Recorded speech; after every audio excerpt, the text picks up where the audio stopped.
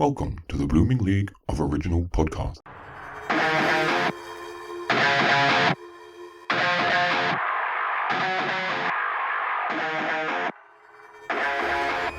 G'day and welcome to an extra doubly Disney-fied edition of Thrush and Treasure, the torture chamber musical comedy podcast that wished upon a star, but all we got was an Instagram full of Gaston selfies. And speaking of full of gas, I'm Aaron. Oh, and I'm joined as usual by the only one of us to survive Thanos' snap, thanks to the Snapola scheme. It's Mr. J-Wags. How's it going? Amazing. So glad to survive that Thanos. That's it. I hope it was worth the money. That was actually a little reference to Memphis. Yes. If memory serves me correct, that's about the payola scheme, about getting songs on the radio. Oh, yes. Big payola scheme. Trust me. Oh, yes. That's it. But anyways, now, first question is, what was your first professional gig? My first professional, my first gig I ever got paid for, I think I was 6. And I did a radio spot for Okie Nursery in Northern California. So it's just like I was a kid talking about how beautiful all the flowers were. And I remember the word chrysanthemum was in there. And that was really hard for me. My first professional play was I was in high school. And then I ended up doing dinner theater at Garbo's Dinner Theater, which is just outside of Sacramento, with an original play called Toby's Rescue from the Planet, which, as far as I know, has never been performed again. And in that show, I was Johnny Appleseed. So it's like I had to wear flannel shirts and like a pot on my head. And that was very warm because it wasn't like a prop. It was like they found a camping pot and I had to wear it for the whole show. So that was so exciting. And then my first equity production was Moonlight Magnolias at the Boar's Head Theater in Lansing, Michigan. It's about the making of Gone with the Wind. And what would be in your ultimate rock star rider? The thing in my Oxstar rider was I would just basically want to make sure that there was food that I could eat because I have dietary restrictions. So I would just make sure that there was a meal there and it was a meal that I didn't have to worry about eating it, because there is nothing worse than eating right before a show and then having your stomach go, oh, you can't be here right now, but you have to be. Or who would be in your top 5 bands? That's rough because I listen to so many. The one who I've been listening to a lot recently is Rush, the Canadian power trio. That's been my number one. In Excess, surprisingly, is still in heavy rotation for me. They're a big part of my childhood. Let's see, I've been listening to a lot of Atmosphere recently. That's a Minnesota-based rap duo who I do enjoy. And then when I was a teenager, it was probably the Violent Femmes and the Smashing Pumpkins were the ones who got me into that sort of thing. That's Billy Corgan, or is that? Yep, Billy Corgan. Okay, yeah, oh wow, I got that from The Simpsons, from that episode where he's like Billy Corgan, Smashing Pumpkins. Homer Simpson, smiling politely. Okay, now where is the most distant land visited? I think I know this one. I mean, I've been to Australia, so that's pretty far. The middle of Australia. Yeah, I've been to Ayers Rock and Alice Springs. Uluru, as we traditionally call it. That's what we're calling. Yeah. But yes, I've been out to the middle. We actually did the train ride that basically is the Priscilla train ride, but they were driving all the way out there. So it's I understand that movie better than I would have. I've also been to Thailand and Singapore and New Zealand, and those have been a lot of fun. Yeah, I've been to Singapore, but I haven't been to Thailand because there's too many Australians. It's the same with Bali, and I've been there twice now. Way too many Australians in Bali. What has been your favorite professional gig so far? Oh, I don't know, because there's good things and there's bad things about every gig. Obviously being on Broadway is the most money you're gonna make as a live performer. So that was really awesome for that, but it's a particular challenge doing a show for over 3 years. That's a different sort of mental thing. I think the most fun I've ever had doing a show was I did a show called The People versus Friar Lawrence, which is a version of Romeo and Juliet that is told from the point of view of Friar Lawrence, who's been arrested for killing Romeo and Juliet. And it is a really hilarious comedy. Okay. Very pre and Juliet, but it's really hilarious. It's been published, so if any of you are out there looking for a hilarious 8-person musical that doesn't require a lot of orchestration, it's amazing and I highly recommend it. Written by Ron West and Phil Swan. Awesome. Anyways, guess what? What? We have another legendary Disney diva in the fuel chamber today, and at 5 a.m., Mr. J, am I sure wondering who disturbed my slumber? As this sleepy beauty boasts this bloke's bewildering body of work, we hears blossom blossomed between boards and backlot by bouncing off bad guys when he burst onto the big screen as a bright-eyed band beside Babes, Bullets, and Bell-Bottoms in the Blaxploitation bonanza Death Force, otherwise known as Fighting Mad, before blooming into one of Broadway's most beloved baritones with a bevy of bold and beautiful performances where he hopped on a showboat for a tour de force where this fully sick Mitch swung by Putnam County for a quick spell before sailing down to Memphis, where he wiped the floor clean with a powerhouse vocal that caused a shock wave so big it shot him to Chicago and allowed this deep dish to slice up a pizza freestyle love supreme. But after whizzing on down the road to lie on the poppy fields of Hamilton, this singing salvation rolled into Detroit to rock the boat with the guys and dolls. But let's hope he didn't get his fill and Mount Olympus when he made a man out of Hercules. Hey, that's my job. I don't want to do this anymore.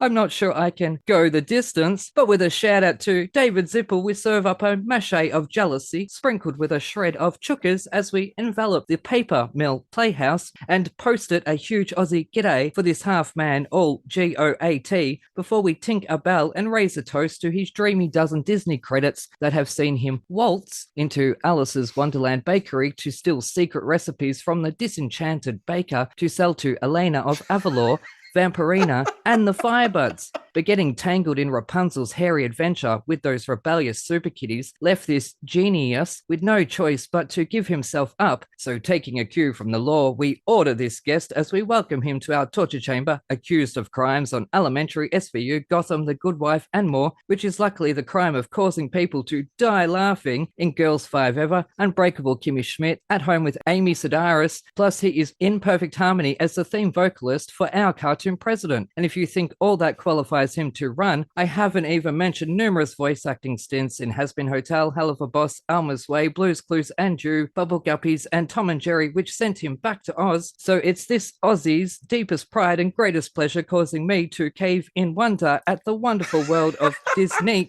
Neverlander's career as we watch him rocketeer and bolt up there with an iron wheel and the G-force of a flying carpet that was found by some Minnie Mouse and Rat rescuers down under the sands of Agrabah, where we also found a true blue Tony Award-winning genie from today's chosen Mouseicle. So we made a wish for 3 names and out popped the marvelously magical and mythologically admired Mr. James Monroe Iglehart. Yay! Welcome to the Torture Chamber.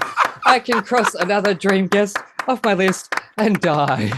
Oh my God. Okay, I have to say something. I have been on I have been on many a show.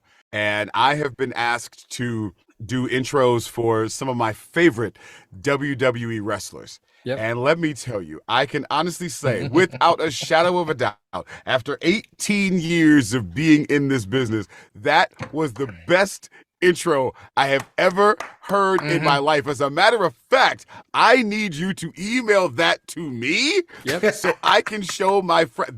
I need to have that. I need to frame it. It is the most amazing intro I've ever heard in my life. I am so honored.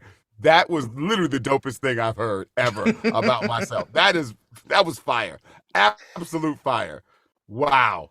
Thank you so much. I've been watching your Genie for the past week or so, sort of, researching, and every now and then I'd put it on and I'm like, oh God, what am I doing to myself here? And oh my gosh. Last week's episode, I did a deliberately disinterested, bored, really monotone one just to shit stir the guest. You couldn't hide the joy. Tampering with it. You can't hide the joy. That was so good. Oh no. But I'm like shaking. I wish folks could see my face, because I spent the whole face just with like my mouth open like, what? It was so good. It's so good. Well, because you just kept watching. It's like, it can't be. There's still more, and it's still amazing, and it just keeps going. I was like, right, yes, that was incredible. So, you know what? 10 years ago, I was in hospital with a double collapsed lung. The same lung collapsed twice within 3 months, and now 10 years later, I'm sitting here with my idols, with people who have inspired me for 20 years, 30 years. I'm going to get all emotional now. Doing this and getting these compliments just for, I'm having a bit of fun here. I'm roasting and boasting basically, and it's a joy. It's my pleasure. It really is my pleasure. So thank you. It's my pleasure. I'm always a person who believes that you're meant to be where you're supposed to be, and in hearing about your journey just in this short amount of time, you were meant to be here. You were supposed to be here, and your skills in that level were supposed to be done and heard by folks like us. So thank you. you. I mean, it's moments like that that lets us know, one, we did something okay and entertained people, but two, that there are folks out there with skills that we just don't have. What you did, I consider myself a pretty good brother on the mic, but that was fire. That was absolute fire, Aaron. That was great. I'm not lying. I need you to email that to me. That needs to happen. I will give you my personal email address so I can get that. Producers in Hollywood, are you listening? Please email me. Anyways. He can hype man all day. He will hype us all from A to B all the way to Z. That was so dope. Oh, wow. Thank you wow. very much. No, it takes a lot out of me. So I always appreciate this moment where we do talk about it, because then I can calm down and relax before I've got to be serious and start the interview. I understand. Because, yes, you have just opened with Hercules. Yay! Yes. Correctly called Huncules, although technically it's Heracles. Oh, technically it is Hercules. We always laugh about that joke. You know, it's a fun moment of, if you're a Greek mythology fan, there's always those people out there who are, I'm a huge Disney fan. I've been a Disney fan since I was 9 years old. And, whenever Disney takes a story, they Disneyfy it. And I think that's cool. So you can have different versions of the story. And also, you really don't want your family coming to see a story about a god who has gone to Earth, slept with a bunch of women, and then to get out of it, named his son after his wife, who then puts the boy through all kinds of terrible trials. So it's better if it's Hercules and not Heracles, because then the villain is not Hades, it's Hera. And, in this day and age, having a really mad wife villain doesn't really look good for us right now. Yeah. So I think what Disney did was great, and I love our version. Yep, awesome. Now, how is the weather in ancient Greece? Has the response been good? The weather in ancient Greece is hot as I don't know what. The weather in New Jersey is cold as But whenever we get on stage, the Paper Mill is very warm. And we learned that yesterday when we were doing our show. We did a matinee. We were like, wow, it's really hot today. But in Greece, it's very hot and it's awesome. And our cast is fantastic. Bradley Gibson, who plays Hercules, is a fantastic, wonderful Hercules. He was also a former Simba from Lion King. Then we have Izzy Makala, who was also a former Jasmine in Aladdin. And she is also playing Meg. And then we have our amazing muses. I mean, just incredible ladies. And then we have Schuler, who plays Hades. So we have an incredible, amazing cast of people. And Schuler also is known for a Disney show. He played Kerchak in Tarzan. So we have a lot of Disney repeat family members coming back for this production. And he was also Frankenstein's monster in the Van Helsing movie. Yes, he was. Which I will always remember because he sang all of his lines. He also was Frankenstein in Young Frankenstein on Broadway as well. Yeah, and West End. Yes, with that's right. Our friend of the show, past guest, Hadley Fraser. But speaking of past guests, David Zippel, obviously the lyricist of Hercules. Yes. Now, I would like you two gentlemen to join me on a campaign that I've mentioned on Twitter a couple of times. It is about time, Disney, that David Zippel was made a Disney legend. I am with you on that. Honestly, I am with you on that. He's not? He's not, and it's about time. I can't believe he's not. But I mean, when you think about the music in the Disney pantheon and, in the legends of Disney, go the distance. But also, if you are in any Disney park and you say, bless my soul, someone is definitely going to go, Herc was on a roll. It just happens. It's going to be me. It's like being in Texas. Yep. It's like being in Texas and saying the stars at night are big and bright and watching the Texans going deep in the heart of Texas. Thank you. If you were in any Disney area and you say, bless my soul, you may even just be saying something else. Someone's going to say Herc was on a roll. So yes, the man deserves, just for that one line, the man deserves to be a Disney legend. That is true. That only happened to me once in West Virginia when someone said part of Country Roads, and then everyone joined in an 8-part harmony. Where's the place I belong? Just everyone. There's something about John Denver, though. Just kidding. That's us Aussies with Aussie, oi, oi, oi. Yeah. That's how literally uncultured we are over here. That it's a cry that we stole from the Brits. So there you go. Please, you guys can't call yourself uncultured. We're from America. Yeah. There's no one more uncultured than us. We have stolen all our cultures, and then we still don't have one. I mean, yeah, we have a culture, but it's the lazy Susan of cultures. We spin around, take the parts we think we can whiten up and just sort of push into a corner. That's fun. Yes. It's yeah, you're right, John. We have the culture of stealing cultures. That's our culture is the culture of stealing cultures. That Chinese food's a little spicy. We're gonna try chop suey. You like that? What are you gonna do with that? How about sugar? Yeah, sugar sounds great. Sugar sounds wonderful in this. Wait, no, it's supposed to be spicy. Sugar? Yeah, it's great. Sugar is a spice. Sugar is a spice. Yes. Anyways, all right, before we get off track, because last recording we were actually going for 2 hours and 15 minutes with the guest. So we're not going to do that to you, James. So we just went way off track the whole time. So we're going to move on to the metal now. Now, what would be in your craziest, most over-the-top rockstar rider if you could put just anything on there? If I had the craziest thing that I would ask for, if I could, I can't do it all the time, but if I can have the best suite in the house, that's what I like. Because I have a big family, and wherever I go, my family comes. So I need the largest room in the hotel because, my wife is tall, I'm tall, I got, 5 kids, and now they have kids. I need the biggest room in the house because we take up a lot of room. So if I have to say something crazy, I'm like, for myself, I'm like, yeah, I'm good. But I'm like, no, I need the biggest room. Why? I'm like, because everybody's coming. My mama's coming, the whole world's coming. That's probably the biggest rock star thing I'd probably say. Yeah. Nice. Is your family still in Northern California? Or, I mean, obviously your family probably lives with you in the East Coast. Well, half of them.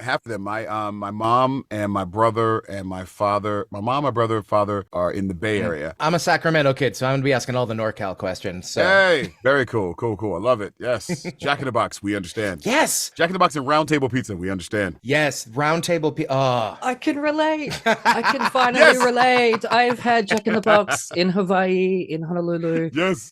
When I went on a weird 5-hour walk with a homeless dude carrying a coconut because he was looking to buy a bike. Okay. Don't ask. We went into Walmart. So I've been to Walmart with my very own weirdo. That sounds like a sketch. Yeah, it is. Anyways, it was very hot that day. All right. Disney goes heavy. Yes. Firstly, have you had much experience with heavy metal, glam metal, thrash metal, death metal? Yeah. My wife is a very big heavy metal fan. One of her favorite groups is Killswitch Engage. And so, to have Killswitch Engage singing and then Howard as, it's funny. We were sitting in bed one night many years ago, probably about 15 years ago.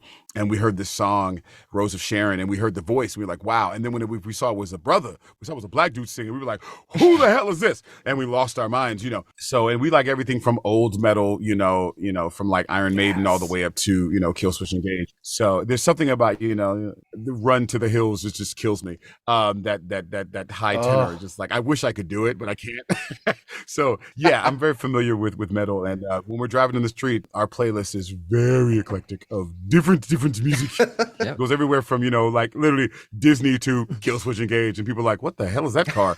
So yeah. I can relate very much. Like it was the other night, Body Count came on and then Martika came on. Yeah. Martika. Oh, I remember her. Right. And then Pippi Longstocking. And then Pippi Longstocking, like of all the original Pippi Longstocking? Yes, the movie of the 80s yes. with Tammy Lauren, I think. No, that's the political girl, isn't it? I don't know. Tommy Lauren is a political commentator. Tammy Lauren. Yes. Tammy Lauren is a redheaded character. Tammy Lauren is actress. Yes, because you don't want Tommy Lauren in anything. No. But anyways, we'll move on to the metal album because I chose our last night's Disney Goes Heavy. So I'll quickly dive into my review because it's a couple of pages this week. It's a little bit shorter than other weeks, but that's fitting for the album.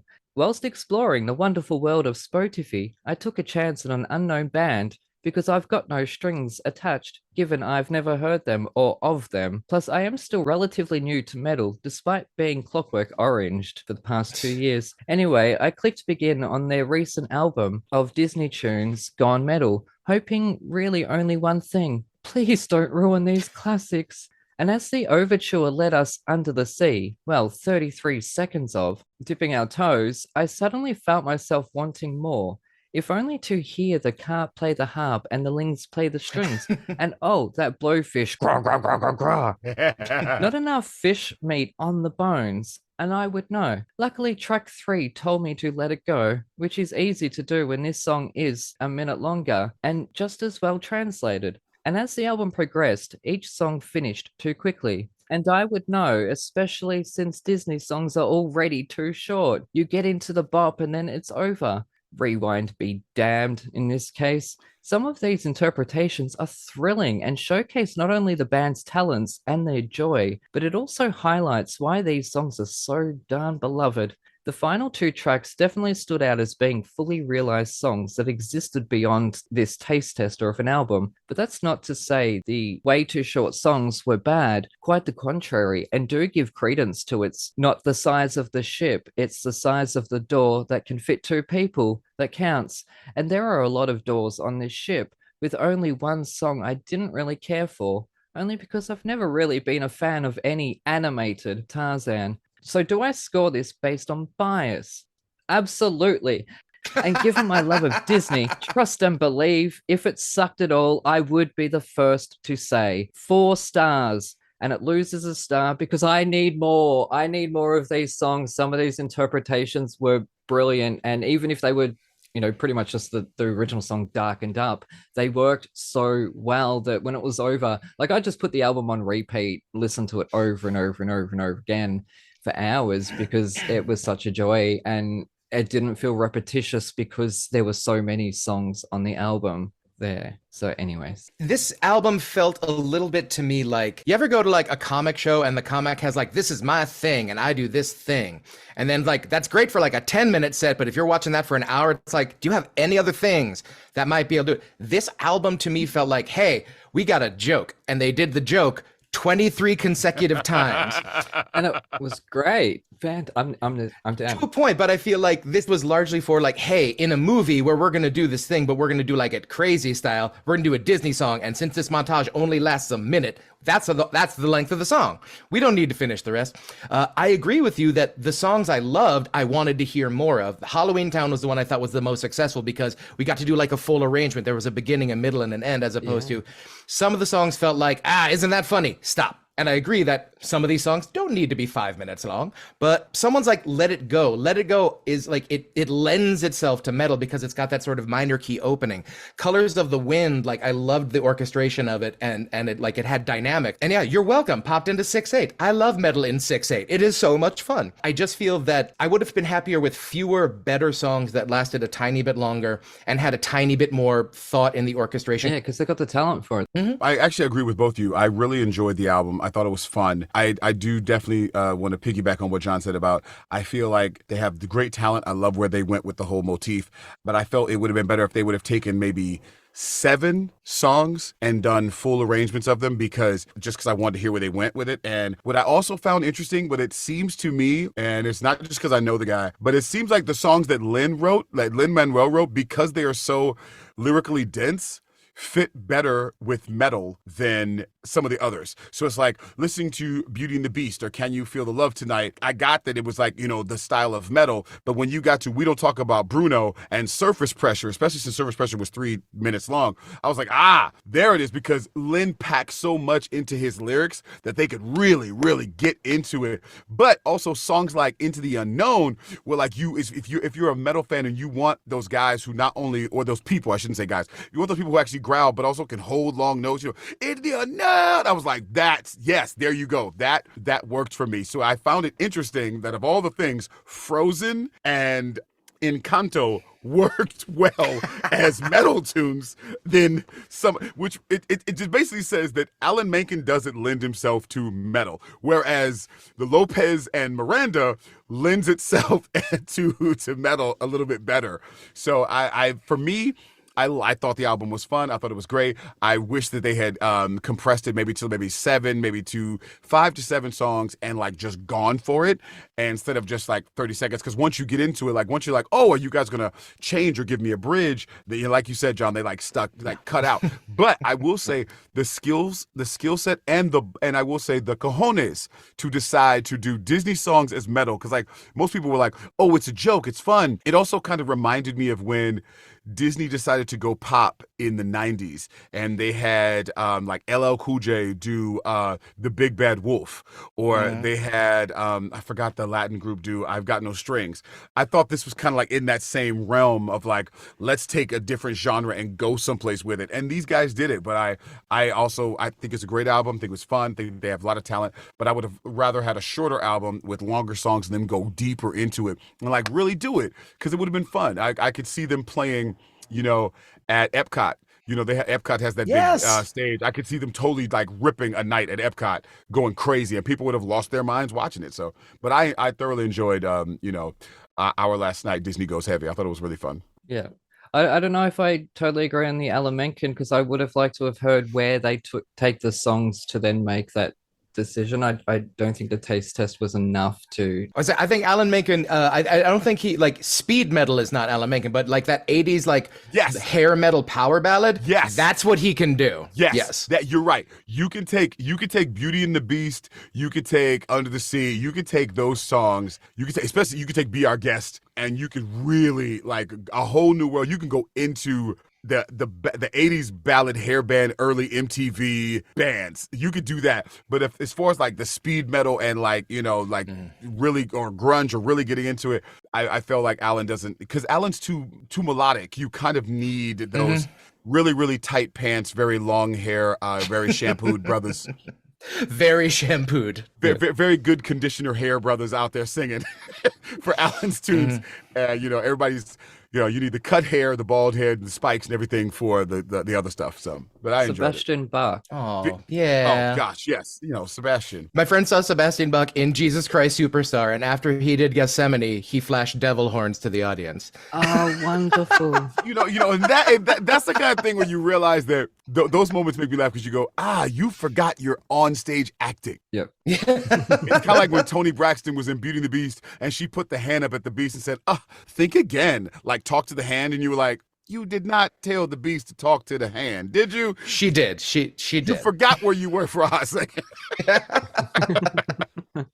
Look, I want to hear more, and so I did, and I listened to their latest single, and I quite liked it. I can't remember what it was, because it was like a few days ago and like 4 o'clock in the morning.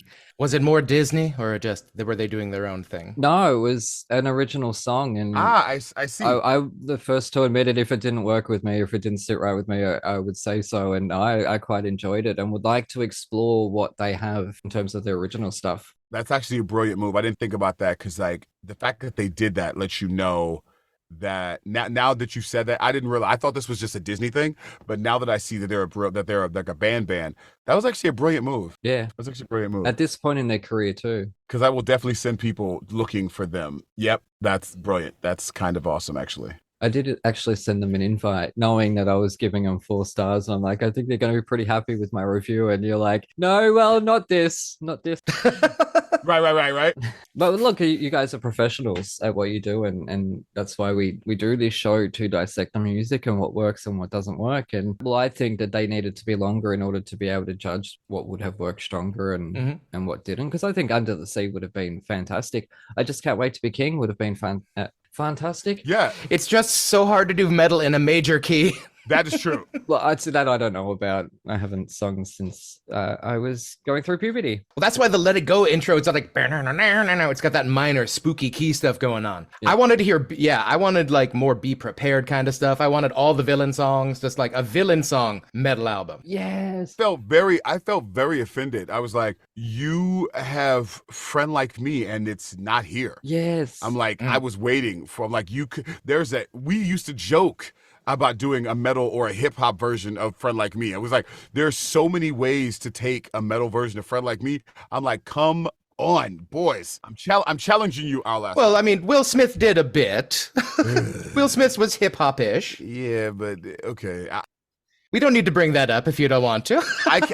No, it's not that. I can't speak on that, because I was the original Genie on Broadway. It would have been fun to see a metal version of Friend Like Me. I think it'd been fun. Hell yeah. And I think that a lot of the songs we do, musicals, there is actually a metal version, like a death metal, of Fiddler on the Roof. Not shocked. Actually, no, it's Yidcore. Yidcore, which is Jewish metal. Okay. No joke. Okay. No joke. It's a band called Yidcore. I saw a production of Fiddler in Chicago in the late 90s called The Roof is on Fiddler. Whoa. Yes. It was the original book, word for word, of Fiddler on the Roof. And then they just took 80s songs and put them all into the score instead of the Bach-Harnick score. Oh no, I'm getting flashbacks. It was like Sabbath Prayer was Living on a Prayer. Sunrise, sunset was tequila, sunrise. Like there was so many. It was so wrong and so right all at the same time. That kind of stuff. And then they got cease and desisted. Of course. But it was amazing while it lasted. Fair enough. That's like when people try to change Sondheim and his people go, no. No, Yeah. we're not doing that. That's why I'm kind of iffy on changing the book now when a revival comes about. In 20 years' time, are you telling me that someone's going to do a production of Sweeney Todd on Broadway and say, no, this isn't good enough for today's audience. We're going to change it. I promised the PR company I wouldn't swear. So pretend I've just said a very long swear word ended with off. How dare you? So that's awful. I can't believe you said that. No. No way in Hades. Like, I think we need to start reevaluating that, because even if something is outdated, okay, sure, it's outdated. We're not looking at it as if it was made today. I don't think we should be, but okay, but that's just me. There's everything. What we're doing is here. We're not talking about history. We're talking about entertainment. And this Roald Dahl stuff about like changing Charlie and the Chocolate Factory. Roald Dahl himself edited the first few editions because the Oompa Loompas were super racist in the first version, and he wanted to continue to sell books. Yeah. So I'm like, as an American, I'm like, if you own the rights, you can change a thing to make it more available and accessible to a larger audience. Like personally, I would love it if Carousel could come back with a new same score, except for maybe the Clambake song, and with a whole new book, and then be like, great, maybe we can make it not about a man being horrible and then getting forgiven for beating his wife and daughter. Maybe we can switch that up and still get this amazing score. See, I have no idea. I've never seen that. There are many shows like that. But for me, here's the thing. You either do the show, you don't. Also, people have to understand that these shows were written at a certain time. It's like when people go back and judge movies in the 80s. Like right now, my wife and I are watching, we've been watching Night Court, from the TV show Night Court. Oh yeah. And there's Harry Anderson and John LeRoquette and Marsha Warfield, all these amazing actors. And some of the jokes there cannot be done today. But to judge the show by today's standards and say this show shouldn't be on and this and that, then don't watch them. Because here's the thing. We had to have that to get to here. There had to have those moments for someone to go, oh, by the way, now we see who our audience is. We can't say that. You know what I mean? I don't think if Walt Disney was around today, he would have made the crows the same way in Dumbo. I just don't think so. Unless he just wanted to be like, yeah, it's my last movie and I'm ready to go. I want to go out with a racist sentiment and I want people to know it. Peace. I'm out. Never make another movie again. You know what I mean? So when we go back and we look at these musicals and we say, oh my gosh, this should be changed. You want to go, no, put the musical on and have a discussion about it. Yeah. And say, look how crazy it was back then. Look at the things that we did back then and look how far we've come.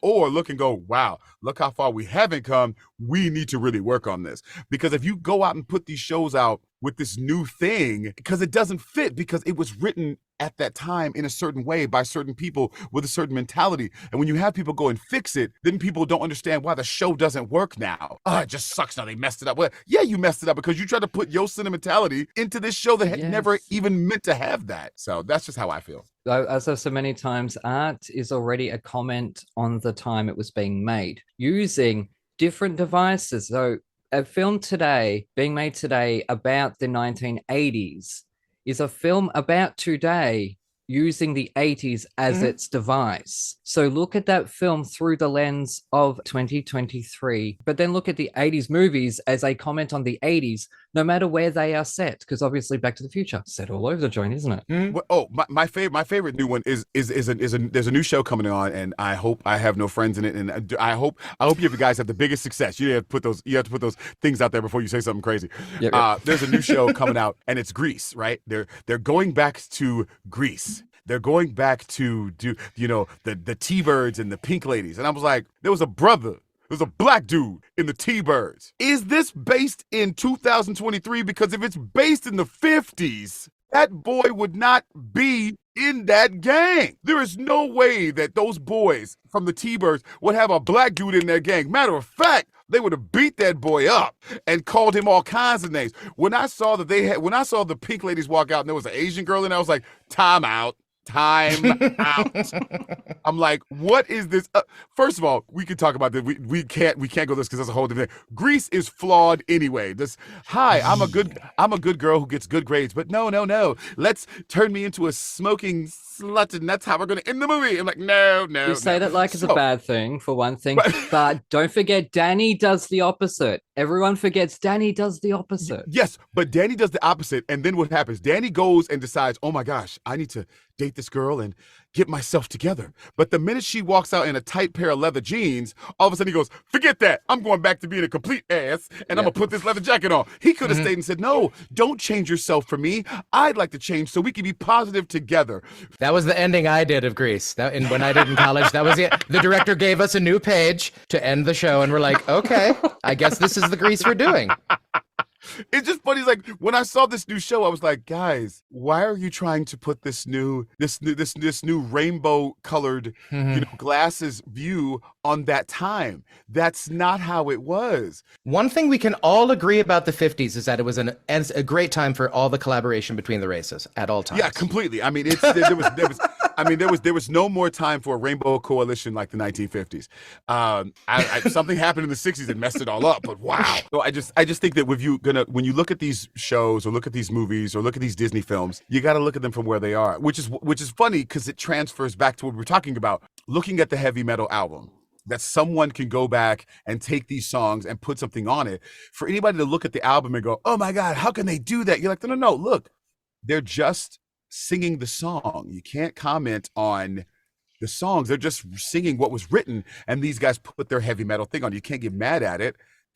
So it's just very interesting how people, throw their opinions of today on something. Yeah. Well, just to go back onto that, I mean, we were talking a little bit before about how you were saying that it's good that we've updated Hercules so that kids can watch it for Disney. At what point does something not become the story, and is it okay to have a separate adaptation of it? Because clearly you're not doing the Greek Hercules. No, true. We're also not doing the cartoon, because I play Phil. And if you go back and watch the 1997 cartoon of Phil keeps saying like really kind of racy things to anybody that's female. Like Meg looks at Hercules when he's fighting Nessus and goes, is he for real? And Phil goes, yeah, and I'm for real too, sweet cheeks. And I'm like, you can't say that in the cartoon now. You can't.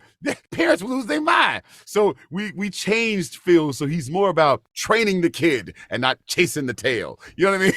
Okay, but where do you think the line is from, say, like someone who, like, when Carousel goes public domain and someone rewrites the score or the script so that the score can work, as opposed to something that we're trying to make this a family show, so obviously we can't go dig into the mythology? I think it's the thing is like, what is the reason for you doing it? What is the reason for you doing it? Like, if you're doing it, just be like, well, I want to do the show, but I didn't like what they did. That's not a good reason. If you're saying the score is beautiful and I would like to take the score and wrap a story around this beautiful score that can work and still kind of give the kid, maybe not redeem the character, maybe do something different, fine. Mm-hmm. That means you actually have a goal, a vision of what you're doing. But if you're like changing it to fit today, that's like trying to put a square peg into put a round square. You know what I mean? So you don't want like the line item veto of specific jokes. Like that's what you're saying. You don't want like a correcting pen. Yes. You want someone creating a full piece of art. Around the story. Yes. Okay. Yes.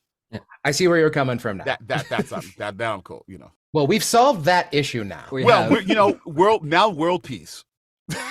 See, we just need a JMI on the show. We could have solved all this so much sooner. And I would not have ranted every episode and lost my mind about this stuff. But I would just want to throw in two things because I do need to move the show along.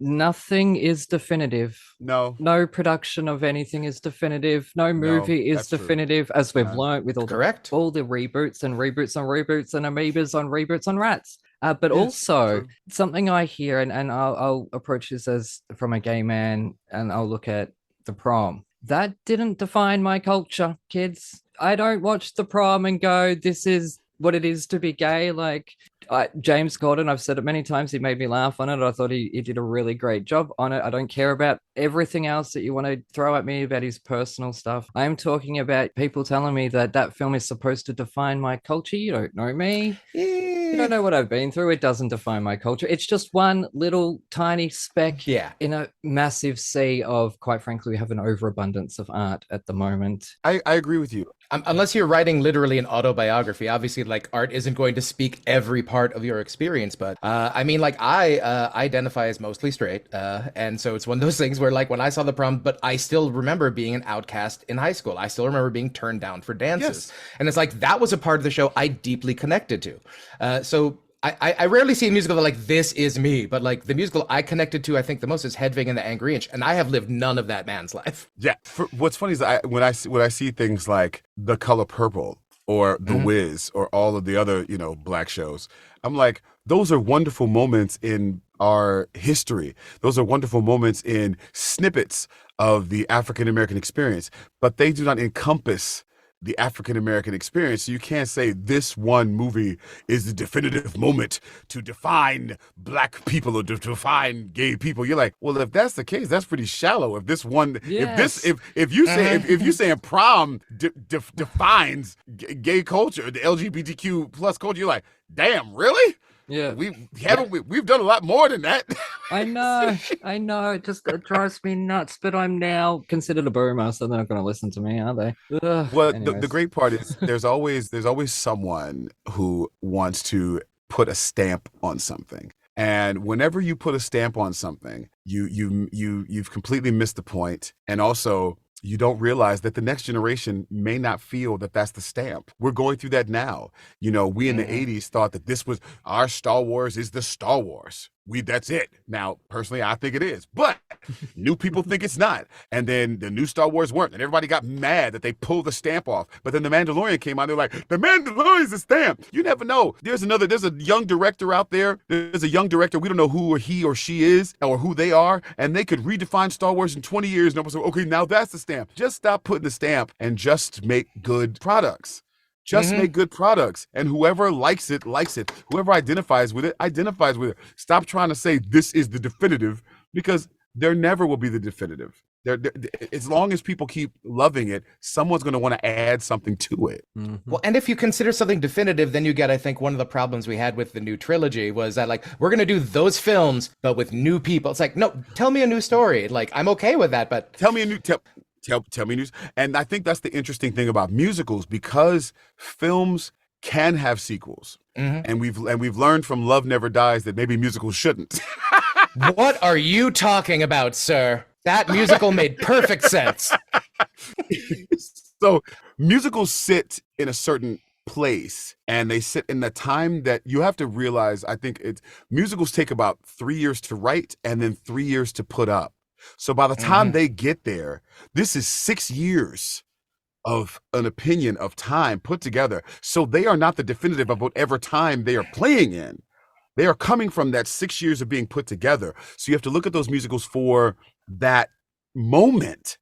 So it's hard to, like, when you were saying, John, like, when is the moment where you can, like, redo it or fix it? It's hard because it's not like a movie where they're kind of fluid, where you can always, like, tap in, re-edit, and do something else. That musical sat there for that moment, so it's hard to, like, take it and let's do something with it. Unless even when you redo it, that's still another 6 years to fix it. I'm in the process of producing an original musical right now, and also I'm on hold for a musical that had its pre-Broadway at the Fifth Avenue, which your old stomping grounds. Yes, it is. So, but, like, it's just like we have to wait to see when we get a theater, and then are the jokes we did a year ago still funny? Right. Because otherwise we got to reworkshop it, because these jokes aren't going to last a year and a half. The great thing with Aladdin, I will say, the fun part about Aladdin was that Genie didn't have, because it was, it's Disney, and Robin Williams had an open book.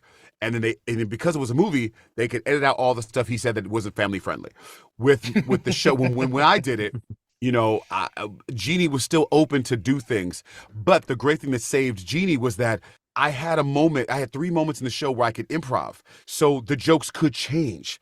So that what happened this week, I could throw that in there. Or, like, when I left the show, the other Genie, it's like, the joke is, where are you from? Are you for real? And he was like, nah, I'm from Wakanda. And everybody laughed. But then, like, a month later, it was someplace different because, that movie had passed. So Genie, Beetlejuice, School of Rock is probably different because that character has the carte blanche to do something to let the audience know it's happening now, right now, you're watching it. But most musicals don't have that. That joke that was written stays there. And you're like, what we gonna do now? Because that may not be funny now. You know what I mean? Yeah. Yeah. Can I just quickly throw it on ad break, and then we're going to bring us back in with Aladdin because we are running over time.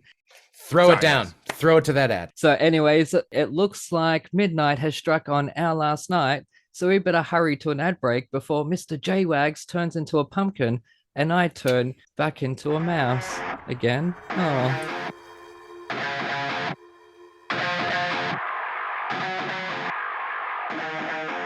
G'day, listeners. Aaron here. We thought we better send a spy to Broadway to check out the shows for us. So here for today's review is our Broadway spy, Spencer. This week we're reviewing Hamilton. What can I say about Hamilton that hasn't already been said? It's a show that has changed the theater community. The first time I saw the show, it was 2016. My parents and I flew into New York City, and we had tickets in the mezzanine for Hamilton.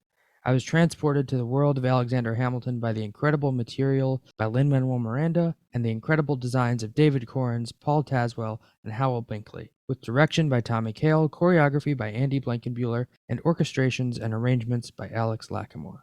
Now, this show is something that, as a theater kid, just changed everything for me. You know, it's one of the reasons that I'm here living in New York City now.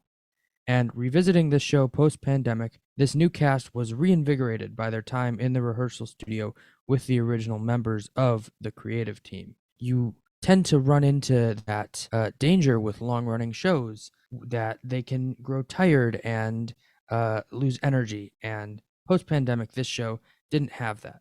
Now, is this show for tourists or purists? This show is for everyone. It's truly a magical piece of theater that everyone should revisit again and again, whether it's on Disney Plus or in person at the Richard Rodgers Theater.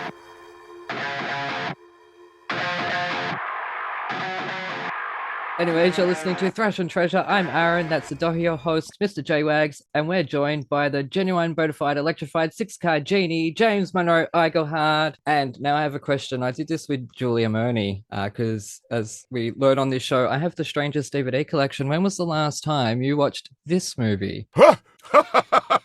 Okay. That's the reaction I'm looking for. Yes. The last time I watched Beyond the Valley of Dolls was probably about a year and a half ago. Oh, wonderful. Because a friend of mine made a joke. It was a twofold joke about Roger Ebert being, loved watching, at the movies with Siskel and Ebert. And I said, oh my gosh, I think it's funny that a critic only wrote one movie. They're like, he didn't write a movie. I'm like, yes, he did. He wrote a movie. My father was in it. My father, played the black boxer in Beyond the Valley of the Dolls. Oh. Yeah, okay. So that's why he brought that's my pops. So I went back and watched it and just kind of went, there's a movie for its time. There's a movie for its time. Mm-hmm. I resent that.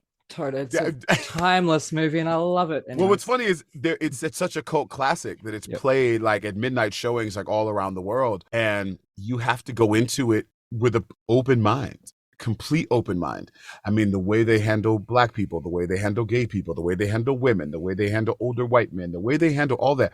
But the great thing about that film is because it's satire, people seem to leave it alone. It's like we're okay with satire from the 70s and 60s, but satire today can't satirize what we, we're too sensitive about it. You can satirize them, but don't satirize us now. But I watched it about a year and a half ago and just howled laughing hysterically because what makes me laugh the most, Aaron, is something you wouldn't even think about. My father, when he was upset with me, the voice he uses when he's driving the car and he hits the other brother, that is the voice I would hear when I would get in trouble. Oh, wow. So there's a moment in the film. So I'm always triggered. I'm always triggered by that movie. Sorry. Oh shit, I didn't mean to trigger you. No, there's a moment in the movie where he says, move your ass, boy, or I will move it for you. And I was like, whoo! I'm getting a flashback from elementary school. Mm-hmm. I never even thought about that. Yeah, like that voice is the voice that he would use. Like if I was like down the street when I should have been home an hour ago and I hear James Monroe and I'm like, huh, Jesus. So when I watch the film, I just start laughing. I'm like, that's what my pop sounds like when I was a kid. Oh, wonderful. Now, also a surprise find that I found on the internet is a very bad copy of the fighting movie that you were in as a 2-year-old, making your debut, standing there playing a little white guitar. Yes, Absolutely adorable. And then you got kidnapped by Filipino gangsters. I did. No. There was lots of decapitation. I sent you a link, Joe Aggs, to this. Oh yeah, tons of decapitations in the film. Oh yeah, great. Love the film. Yeah. You know, it's still one of my favorites. It's my father's last movie. Yep. And it was that he did this film because he wanted to do, when he was in Hollywood, he was a very, large, buff black dude. He was a beautiful man, and they wanted him to be a gangster, and that's not my pops. My Yep. pops didn't want to do a movie where he was a gangster. He didn't even, if you watch the film, there is the most corny moment. Now we have side boob, we have killings, Yep. we have decapitations. Well, decapitations. They were pretty... Decapitations Yeah. with a Pretty samurai bad. sword. But my father refused to use the word MF because he didn't want his son to see him say that. Aw. So when the Japanese soldier asks my father, "What happened to you?" my father says, "Those mother humpers," because he would not say the other word. So Oh, if is you that go why? back and watch it, Yeah. he never wanted me to see him say that on screen. So he was not going to be a gangster. He was not going to be a hood because he was not going to show that to his son. So when I grew up watching the film, I saw, this hero, this action star. That's what I grew up seeing. Yep. And, it always kills me when I watch the movie. I was like, "Why didn't you say that?" He's like, "I didn't want you to feel bad." I was like, "Dad, it actually would have been better if you said the right word." Yeah. It just looks ridiculous now. One scene, it might be the scene you're talking about, where they're on a beach and he walks into frame, drops down and just does a bunch of push-ups for absolutely no Yep. reason at all, stands Yep. up, Nice, picks up a nice. stick, starts swinging it around, and Yep. then his friend turns around and talks to him. I cracked up laughing the first Yep. time I saw that because it was so funny. Listen, what's really funny is also that film has a scene that Quentin Tarantino put into In Kill Bill. Kill Bill, yes. So the scene where the Japanese soldiers are talking about, why do I have to clean the fish? If anyone knew we were still alive, I would be general. And the other guy says, "If you would be general, I would be emperor. You would still be cleaning the fish." And they put that in Kill Bill in the sushi scene because everybody knows that Quentin Tarantino is a lover of those old Asian, blaxploitation and also old kung fu films. So to see that scene in the movie, I was like, wow, Dad, you're a part of history twice. So it's that film was very dear to my heart because Jane Kennedy, who stars as the female lead, she was the Halle Berry of her time. She was one of the first actresses to be allowed to do sports casting. And Leon Isaac Kennedy was one of the first black dudes to start producing his own films, Yes. back then. So he plays the villain in the film. So my dad left films at that time because he wanted to raise his son, and he was like, I'm not gonna let Hollywood define me. And he stepped out. And so the fact that you brought up Death Force, aka Fighting I'm Mad. sorry. No, please. That's one of my favorite moments of my life. And that was wonderful. actually the film when I was 18 years old. I didn't like my middle name because it was President. Yep. I was in college and I was an acting major. And my brother was watching the film when I got home, and it says introducing James Monroe Iglehart. And I saw it on film. And for the first time, I realized my name looks good on film. I'm honored to be named that. So from then on in, I didn't go by James M. I didn't go by James Iglehart. I wrote out my full name, and I said, if they can say Schwarzenegger, they can say James Monroe Iglehart. Yes. Yeah. Mhm. So it was from that moment on, because of that film, that I write my name, my full 3 names that's my stage name. My real name is my stage name because of that. Oh, wow. Yeah. I didn't know it was going to open up that Pandora's box.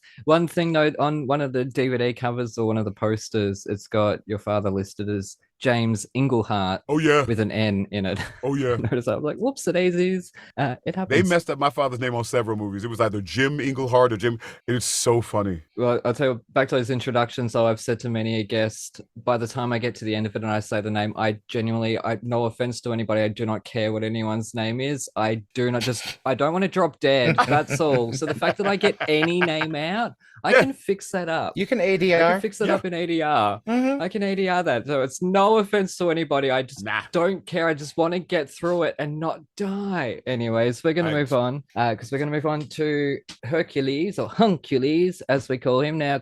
Quickly, it's 100 years of Disney this year, and there's been 61 animated movies. So if you had to quarantine with any Disney villain, but not Hades or Jafar, because I am mean, who would you most like to be stuck with for 2 weeks? Ooh. So you can't play favorites. Sorry. No, please. It would probably. What's funny is I was thinking many villains, but the first one that comes to mind is Dr. Facilier from Princess and the Frog, and not just because you have it, Okay. just because there's some magic, there's some coolness, there's some give a brother a pound moment we could have. I'd watch him. I would never let him stand behind me because I know he'd probably stick me in the back with a knife. But I figured I could probably kick it with him, or honestly, just because I tempt fate because she's gorgeous. I'd kick it with Maleficent. Okay. Yes, my queen. See if I can sweet talk the lady a little bit. I'd probably get killed, but hey, it was worth the climb. Dr. Facilier, I agree with because he has some hot fashion and I would love some tips. So, yes, definitely. Yeah, I mean, the brothers are always looking That's good. it. So See, I'm like, Ursula doesn't seem to be able to do stuff to you unless you agree with it. So I'm just like, that just seems like a cocktail buddy I would not mind hanging out with Ursula. the first thing, John, I thought about Ursula, my problem is underwater. Yeah. Underwater for a long time. Yeah, okay. It's drowning. Yeah. That's fair. Hadn't thought about the water. Also, too many arms. I don't know where the other arms are. She could. I don't know where. I got to fight. I got too many arms. Yeah. Well, it just maybe we can work with that. I'm just saying. That's true. It depends on what you're thinking. Yeah. You just want to sleep facing her because you never know what's there. Right. Exactly. Where are you at? Where are you at? That's it. Anyways, we are going to move on now to the musical. Actually, we're not doing Hercules. We're doing Aladdin. Hey! I am off track now. So, J-Wags. Yes, I have seen the movie Aladdin dozens of times in my life, growing up with that movie as part of the Disney Renaissance, a big part of my life. I have not yet seen the stage version at the New Amsterdam, so I was very excited to be able to climb into the original Broadway cast recording and sort of experience that, because I'm so incredibly used to the movie version. The first thing is I always think when there are multiple recordings that of essentially the same show, what is the audience for each? And so I think the audience for the Aladdin original Broadway cast recording it's people who are completists for both Disney, also Tim Rice and Howard Ashman. If you're looking to get a full sense of what they can do, this provides a lot more just material for you to get through. And also, if you are choreographing Aladdin, it feels like every single measure of dance music is in this recording. Every single part of it. So if you don't have a rehearsal pianist, you can just throw this on and you could just block to that. Because there were a lot of points in there this is a great song. And now here's 3 minutes of orchestra music. And I bet Casey Nicola is filling this with amazing gags, amazing dancing. Yes, he is. The joke of everyone has a minor in dance. I'm like, all right, we're going meta early. I'm with you. This feels great. Yep. I mean, it's definitely it's a little more meta than the other musicals. And one of the questions I did want to ask you before I continue. Yes. At what point did the Disney mega mix in Friend Like Me show up? Was that something you did at auditions, or was that something in the room you came up with? No, that was it. That was actually Alan. People don't know this. Alan Menken has a musical supervisor named Michael Kazarian, Kaz as he's known, and Kaz came up with this fun idea to all of a sudden have this medley of Alan Menken music in the middle of Friend Like Me, for one, to honor Alan, and two, to give time for the magic trick that was about to happen where I make Al disappear. And the medley was actually longer. We had Go the Distance in, and they took that out. And I forgot what other song we had. And Alan Menken didn't know that Kaz was going to put it in. Alan's sitting at rehearsal, and he's not really watching. He's listening. And all of a sudden, when we went into the medley, he looks up, surprised, and just throws his pencil. He was like, "That was amazing." And then the best and worst thing is if Alan thinks it's amazing, then that means Alan's going to get in it. And then Alan wanted to put all kinds of stuff. Alan was like, "We could put this," and then we like, Alan, the song's already 7 minutes. We don't have enough time to put all your greatest hits in this one section.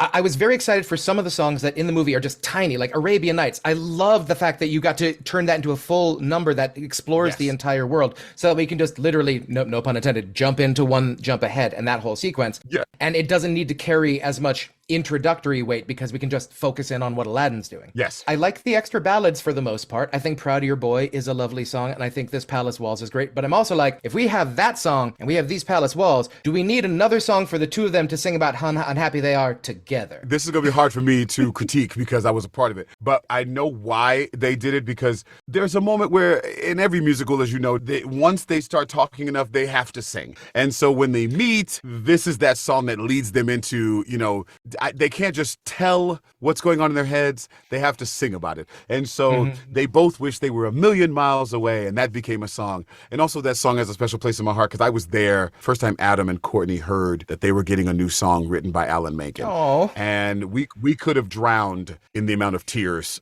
that were being shed by all of us in that room. But I do understand. I do get it. But also, the movie's 90 minutes. We had 2 acts. We had to put some songs in there. That's the other difficulty I have with the Disney adaptation sometimes, is because Disney always, the first act you can pretty much do as written, but then the second act, you only have 20 minutes of screen time to get through the end of it. Right. Because when I saw the Act 1 finale, I'm like, are there only 3 songs in Act 2? And I'm like, oh no, we have added songs, including High Adventure, which is 5.5 minutes long. Yeah, there's a lot going on. Now, here's the fun part about High Adventure. High Adventure was in the original movie and was cut because Aladdin originally didn't have Abu. He had 3 friends, Omar, Babkak, and Kasim. And those friends were cut along with his mom. So that's why that song got cut, and that's why Proud of Your Boy got cut. And so Alan, when they came to Alan and said, we want to do a musical, Alan pulled out, he tells the story all the time, he pulled out this dusty script that said, this is what Howard Ashman originally wanted to do. If we're going to do a musical, let's do the musical Howard wanted to do. And that's where all those other things came from. I really dig it. But one of the things I also notice upon the extended and getting more Ashman lyrics in there is that he has a tendency to make it gets a little newsies at certain points because it's just you're a gold bricker. And it's just you're in Arabia in 0 AD. Listen, see, his idea was that he wanted to do a road movie, like the Bing Crosby, Bob Hope movies. Oh, yes. I heard this. Yeah. That was the original idea for Aladdin. It was supposed to be a road film. Road to Morocco. When Howard passed, it turned into an action romance. So that, all that. So when they realized, how are we going to put this show on stage? We can't do an action romance. It's hard to do action on stage. So they went back to the road idea, which is where all that stuff came from and all those different puns and stuff. And some of those puns came from my dear friend Brian Gonzalez, because he can't help himself. And we would sit back, and I admit some of that's my fault. We would sit back and just do dumb stuff, and we'd say it in case we go, that's funny. And we're like, oh, they're going to kill us. But we're having a good time. I love working with actors who are always trying new stuff in rehearsal. I mean, that's one of my favorite things. You would be an amazing Babkak, sir. Oh, well, thank you. You would have killed that role. My gosh. Just listening to you, I'm assuming you're a tenor. Oh, yeah. Just looking at your features and what you sing, you would have been a Babkak with us, and you probably would have gotten in as much trouble as we did. It's okay. It'll go on the road at some point, at which time, yes, hopefully I'll be old enough to be a Jafar.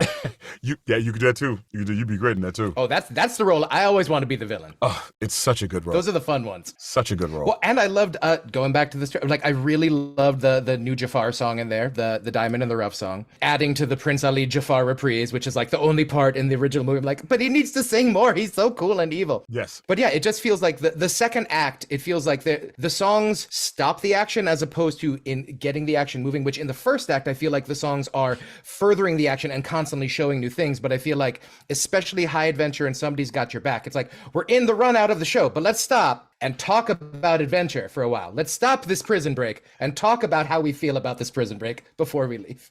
I won't disagree, but I will say that's why I want you to see the show. I want you to see the show because actually it does flow. High Adventure does flow the story and go right into the jail, which leads us into Somebody's Got Your Back. So I know on soundtrack, it may sound like it just goes, what are we doing? But trust me, I will say Casey was very meticulous in making sure that the script flowed. And there is a reason why when the boys find out that Aladdin's been taken, 2 of them are afraid to go save him. And one of them goes, guys, we can do this. We have to do hi. And that's where all that nuttiness starts. And they realize they're actually very good at High Adventure, but they get so wrapped up being in High Adventure, they get arrested, which is also funny. See it if you can. It is amazing. I took my nephew. It actually, I think you would dig it. I think it's very funny. All right. But I do understand, because like when you watch soundtracks, when I listen to the first time I listened to Ain't Misbehaving, I was like, why is this ballad here? This just slows up everything. Then I saw the show, I was like, I get it. That's right. Well, it's also just, especially in a show that's like an extravaganza, it's like you need someone singing a solo so everyone else can get changed. Like someone's got to be out there. Honestly, yes, because at that song we had set changes and that was all happening while everybody can be backstage. It's the faculty number in School of Rock. It only exists so Dewey can have a chance to get a drink of water and get changed. That's the only reason that song is there. Yeah, I got you. Trust me and believe me, we had a couple of that. Somebody's got your back as a set change. In the drag world, they call them filler queens. Love it. Anyways, just quickly, now I'll show this one first. I got this from Disneyland, so that's partly why I'm so excited to have you on, James. Now I got this not long after Robin had died. Yes. So I deliberately got the neck pillow of the genie. Oh, that's so cute. Because I was in Japan and getting a cruise all the way back to Australia. So I thought, I'm going to need to have the genie around my neck. Now, also, I've had these for 31 years now. These are Happy Meal toys. I've got Abu as an elephant. Whoa. I've got Iago, and I have the genie. Hey! Do you know people would pay like way too much money for those? I mean, it's amazing. Like a Happy Meal toy of a classic cartoon, or like, Aladdin, or like the Muppets Take Manhattan, those glasses. I mean, folks, don't. I'm glad we're on a podcast and they can't see them. Don't put those on the computer, or somebody will come to Australia and try to take your stuff. They are mine. All mine. Disney adults are definitely a thing here. Are there as many Disney adults in Australia? Hi, I'm Aaron, and I currently have a Princess and the Frog poster on my wall. I'm wearing a Disney Villains t-shirt. There is lots. Are there as many? There is, because we don't have Disneyland. So for us, it's like this mythical place that's elsewhere, that's not here. Now, I do really want them to build one here, but I want them to not just build a normal Disneyland. I want them to also build a Disney Darklands devoted to the villains, because you could only do that in Australia. Let's face it, down under. That'd be dope. Give all the big villains their own section and focus on the Disney Darklands. There's been talk about that, and I think I may be wrong, but I think I hear that parents, they really don't want the evil being raised up. I'm not making it for your kids. I know, but sorry, you're making it for me. Yes, which is why they all of a sudden Disney keeps trying to like redeem all the villains. All of a sudden all the villains have these backstories. And I'm with you, John. They have all these backstories like, oh my God, this is why they're bad. You're like, well, then we can't. They're not villains anymore. And I don't want to know why. Cruella wants to be friends with dogs. I like the fact I just don't like her. That's the fun. That was my problem with Beetlejuice, is that Beetlejuice is supposed to be pure id, and then in the musical they're like, but he has feelings. Like, no, he just why? Why can't he just be funny and be the id and let the other characters who have feelings have feelings? It's like, no, he's just upset and he wants to get out, and that's the purpose. I want to get out and I want to take over. That's it. So I feel you. I get it, Since you have, you were mentioning so much about the Disney family, and you obviously have much more Disney family, like sort of in the paper mill right now. Would you say, having done so many other different shows, is there a Disney style of acting? Because I find some actors feel like, yes, this is sort of like the way I do Disney. This is the way I would do Sondheim. But some people say it's all the same stuff. Honestly, no. I think the best way to handle a Disney show is to come at it in the most real way possible. The minute you try to come at it like a Disney way, then it turns into, oh God, this is going to sound really wrong. And I hope whoever hears this doesn't take it the way I'm saying it. It turns to a park show. If you're going to do a musical, regardless of what it is, you've got to come at it in the most honest way possible, no matter how outlandish the circumstances are. So the way I play Phil is a guy who literally is down on his luck. He used to train heroes. He doesn't anymore. He got too hurt from doing it. And when this kid walks in, it's like, no, I don't want to help you. I've been there before. I'm not getting hurt again. I'm not getting hurt by not getting recognized and these guys leaving me and someone dying. I'm not doing that again.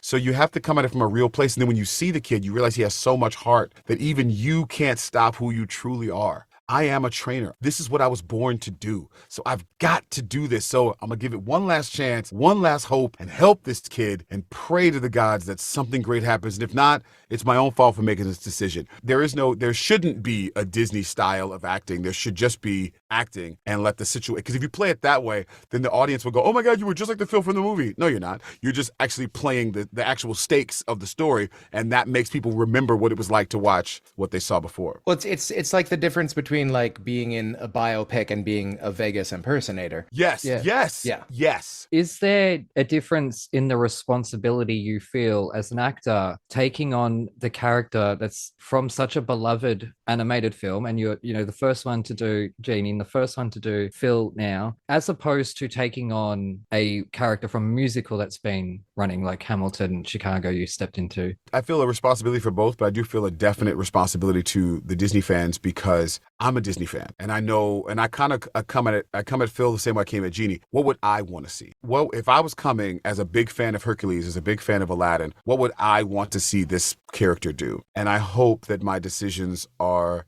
liked by the fans, but I also can't worry about if they like it because I have to also do what I as an actor feel is, needed for the situation and needed for the show. So I do feel the responsibility because I don't want them to come and see something so different that they're like, what the hell did you do to my character? But I also don't want them to see the same thing that they could see for $29.99 or for $9.99 on Disney Plus. I want them to see something extra. I want them to see what they know, but then be transported by going, oh my gosh, he expanded the character. He took me someplace I didn't expect the character to go. So they can feel like Phil or Genie has, it was worth paying that extra money to see this different version of the show. And I think that's the real challenge with the Broadway film adaptation musicals is that you have to justify paying 5 times as much for a longer product that may not be the thing you want it to be. You have to pay homage to what you know, but you also can't give them exactly the same thing, because what's the point in paying all that money to see something you could just watch at home that's already perfect and a classic, Well, that's one of the things I really loved about the original cast recording is that you could tell it was a stage show, and you honor that energy throughout the recording of just like I can imagine what's going on stage, even though I realize that like nothing is happening because I'm not watching a thing. But I really like the idea that right from Arabian Nights, like we're talking about fictional city, we are talking about everyone's got a minor in dance. This is the kind of show we are doing, and we are setting up this Arabian show with a jazz soundtrack. Like, we're here, we're gonna do it. Yes, and we basically want to look at you and say, you have 3 Aladdins. You have the Aladdin, the movie, the Aladdin, the animated classic. Then you have Aladdin, the Broadway show. And then you have Aladdin, the Hollywood feature. And each of them tells a story and tells a similar story, but tells it in a different way. So you could appreciate this great classic, but in 3 different ways without you feeling like you're seeing the same thing each time. And so I think that's one of the things that I think Disney Theatrical Group does well, is to say, when we do our version, we're going to give you the story but with some stuff that's going to make you go, damn, I got to see this again. So it's the actor study. Like, what am I doing? Step into it, go it, and work it and kill it. That's basically what you do. I'm just glad to be able to do some roles that don't require me to scream high B's. That might be nice for a change. Bruh, listen, I understand. And Hercules we have some tenors singing, because people don't understand, Alan Menken is a tenor. He's a high tenor. So he writes high tenor. Everything's in C and D. You're like, I literally had to tell him, that was one of the first times I actually had to grow some and walk over to him and say, Alan, Robin Williams is not a singer. And he's basically kind of talking the song in a bass tone. But I am also not Titus Burgess. I cannot take what Samuel E. Wright did and take it up 3 octaves to make it, a rock song. If you give me Genie in a baritone voice, I swear to you, I will give you tenor notes in places and I will make this so great. He was like, oh, lower the key. I'm like, please. He was like, oh, I got you. He was so easy about it, but it scared me because I was like, how am I going to tell this 8 Oscar award-winning person change the key for me? But when he did, he was like, oh, James, you were right. This is where it should be. And, I was right so for the happy. instrument that's in front of you, not the instrument you think you were maybe thinking in your head. Because I've worked in New York with several composers who are willing to match the performer halfway, and some who are like, this is the key. Do the key I wrote, because that's the perfect key. And you're like, yes, well, then you need to get the perfect actor to sing this, because I'm not going to give you what you want. You're just going to be frustrated. Now, I know what that's like, going up to somebody like Alan Menken, not himself, obviously, and having to grow a pair. Yeah. To say something, and for me it's, can you please wear headphones for the recording? The most simplest request, you'd think, no. And I feel so Yeah. patronizing. I feel really rude doing it. And I know I shouldn't, and I do it in the most, casual way. Like, if you can, that'll be cool. If you can't, that's all right. But I'd still like, oh my, I had to grow up here. Yeah, you gotta need to say what you need for your show. So That's exactly. I learned that pretty quickly. So I am going to jump in and say it seems that Prince Ali needs to go see Ali the barber so we can cut to an ad break.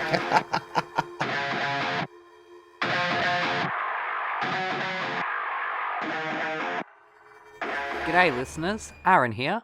While you're topping up your coffees, did you know that you can support our show and go on a fantastically scary adventure at the same time? Go to www.thetonistonTales.com/bookstore to grab your copy of The Toniston Tales, a darkly funny Aussie trilogy about a young boy who rescues injured animals in his spare time and the roller coaster ride he's taken on by a literal fish out of water. Written by me, the village idiot of Thrash and Treasure, you'll come to love Toniston Turnbull and the dozens of wacky characters that he meets along the way. And here is a sneak peek. After barely 3 hours of light sleep, Toniston Turnbull slowly opens his eyes, his body feeling heavier than it ever has before. Not from extra weight, from tiredness and stress. Polly sighs in the shadows behind him, the flame of the nearest barbed wire tiki torch tower having died down, but not out, while Toniston napped. "Are you awake?" Toniston whispers. "Oh, how can I sleep in this place?" Polly moans, turning onto her side and facing Toniston, who stays on his back, imagining obscure animal-esque shapes in the rusted tin roof above them, shadows faintly formed by the nearest dying torches. "We need to work out a way to get out of here," Toniston states the obvious. He whispers despite the fact the nearest shacks to their own are several meters away and the occupants presumably asleep as most prisoners seem to be. "How? There's no fence to squeeze through or even climb," Polly replies, sitting up in bed and then stretching out her sore arms. The hairs stand on end from the slight chill in the air. "I don't know, but I think the whole fighting thing is a distraction." "You mean to distract the other prisoners when new ones arrive?"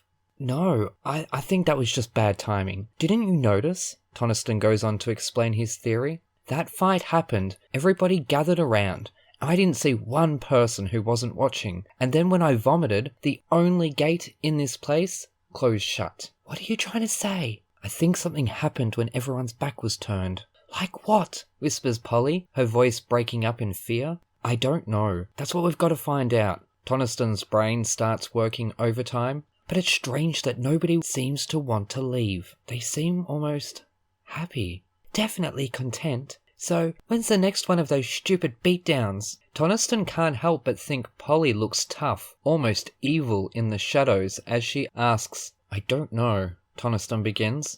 But both teenagers are distracted by a crumbling noise in the distance. Hopping out of bed, Toniston joins Polly on her own, equally uncomfortable one, spotting a large, white package hovering close to the cave ceiling, behind it a shadowy figure. The package is lowered down, causing the teenagers themselves to lower as well, hoping not to be spotted by whom or what may be operating this obscure crane.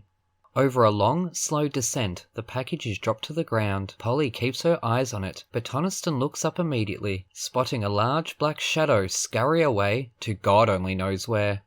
"Come," he whispers, as he quietly hops off her bed, slipping into his docks with bare feet. Polly follows his lead. Careful to keep watch on all directions, the teenagers swiftly sneak over to the white package, their hearts beating an almost tribal jam in perfect harmony, and stopping in their tracks as the sudden realization of what lies before them sinks in. A woman, seemingly in her early 20s, wrapped up in bandages from the neck down. No, not bandages. "Is that spider web?" Polly asks, completely mortified at the prospect. Grab your copy of The Toniston Tales from thetonistonTales.com/bookstore today. Hooroo!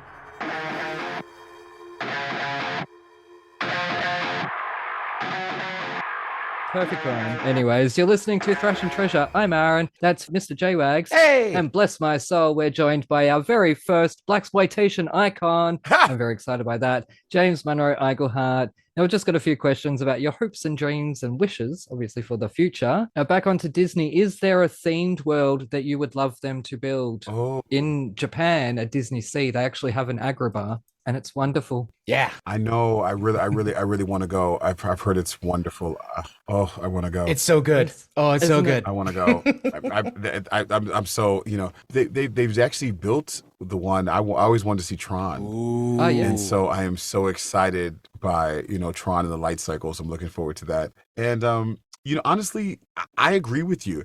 I always wanted a place for the villains. I thought, to see Oogie Boogie, to see Vasilier, to see especially the classic, the queen, to see the queen of, a castle for the queen of Snow White or, Maleficent. I mean, that I think people would, because they have villain knights. They have villain knights at the parks. But a place would be really, really cool just to see what they could get away with, and how fun it could be. But that's what I say. Yep, and it should be in Australia. If you could choose the next great musical Broadway adaptation for you to star in, what is your film and what is your role? Ooh. And you don't have to think logistically. It can be Top Gun the movie or like whatever you wanted on stage. Whatever will make it happen. But what's the movie? What's the role? That's I've never thought about that. That's interesting. Actually, no, that's not true. That is not true. I have thought of it because it's a princess track, but it's a great track. I have been trying to get them to do Nightmare Before Christmas Yes, on please. stage Yes. for years. Yes. And I want it to be in the same slot as The Grinch. And what I mean by that is it starts in September and ends January 5th. Yeah. So it goes all through the fall, all through Christmas, and then boom, January 5th, it's done. And I want to play Oogie Boogie. Yep, which you did recently. Yep. I produced a concert, a virtual concert during the pandemic, and I also got to sing Oogie Boogie for Danny Elfman when he got his Disney D23 Legends Award. Amazing. I think it'd be so much fun to do. I think if directed correctly, you could have the most amazing show. And this is a thing where you could, get Danny to, I think with so many songs, you might not even need to write new songs, but just because it's a musical, you may want to give something a little bit different, for those moments of like, this is a set change so Jack can, have a drink of water, something like that. But I think it could be done so well. And I think because it's a limited run, I think the fans would absolutely go ape, you know what I mean? Ape poopy. Yes. Yes, and I would love to play Oogie Boogie because it is such a princess track. You come in, you say a few lines, you sing that song, you leave, and then you come back in at the end, die, and people still think you're the greatest thing in the world. I was like, yep, that's what I want. So okay, so let's say you're in charge of the New Amsterdam. So that's your holiday. What is the other Disney property running the other 9 months? Keep it Aladdin or Aladdin or Hercules, or I'm trying to think of something else to be fun. That's a hard one. because Aladdin doesn't feel holiday. It feels a little too warm for the holidays. No, yes. Honey, I It's- Shrunk the Kids. Honey, I Shrunk the Kids. For crying out loud, I want those sets. I want massive sets. That's the thing. There's certain things that I always go, how would you do that in theater form? A lot of drugs. A lot of drugs. Yeah, a lot of drugs. That's how you would do that one. Just back on Nightmare Before Christmas, we had Chris Sarandon on the show. As we can, we can't really see it. On Wonderful. Love that guy. This. Voice of Yeah. Jack Yes. Skellington, which was a great thrill for Christmas. And Prince Humperdinck, lest we forget. Yes, Prince Humperdinck from The Princess Bride. Which is also a musical. That's a musical I can't wait to Yeah. see. Actually, I think Disney's working on that. I think Disney's working Good. on that That's musical. perfect. I honestly can't think of what musical I'd want to do. That's not true. There is a musical I wanted. Well, there's a movie I want to do. I am a huge fan.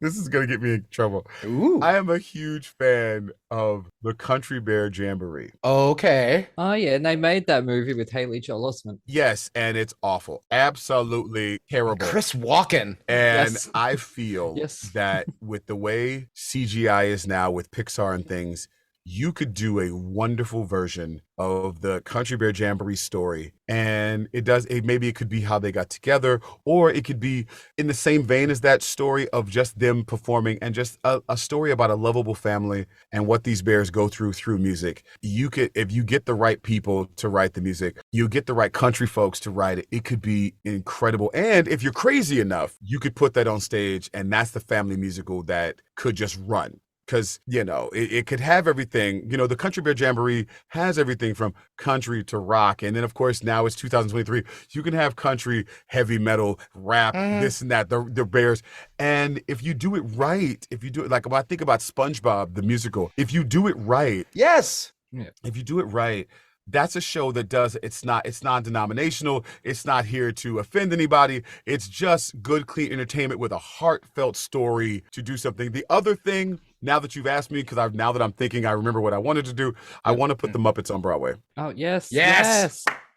And I actually have a story for it. And so I've been trying to talk to some friends about it, but there's a way to do the Muppets on Broadway too, and have guests and things. And that's also a limited run, so you could have I want to have a guest a week, and so that person does it. So but that's I won't talk anymore about it because there's people out there about to steal my idea. I know, I feel you guys, but so I mean, those are the things that I would want to do, things that you don't think about, those properties that Disney has that you go, we could do something with that, and it's not one of the classic properties that makes people go, oh my God, you've messed with my childhood. It's something you can infuse some new ideas to and do something cool to.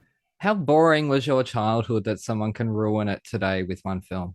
But listen, it's not like the other film doesn't exist. It's like you can still go back and watch it. Yeah. Like, right.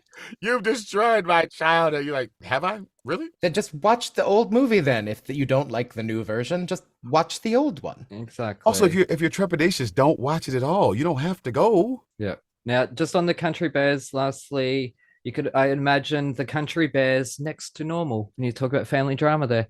Anyways, that's a terrible joke. That's funny. I just saw Cocaine Bear 2 days ago, so of Oh. course I'm only thinking that there's a bear on cocaine. I want to see that. I want to see that so bad. I saw that trailer and I was like, I called Jesse Tyler Ferguson. I was like, bruh, I love you. The fact that you did this movie, I love you. Thank you for this movie. Yeah, awesome. Also, okay, now if you could leave a message or a reminder for yourself for 20 years' time in the future, what reminder do you have? Enjoy the journey and stop trying to get to the end so fast.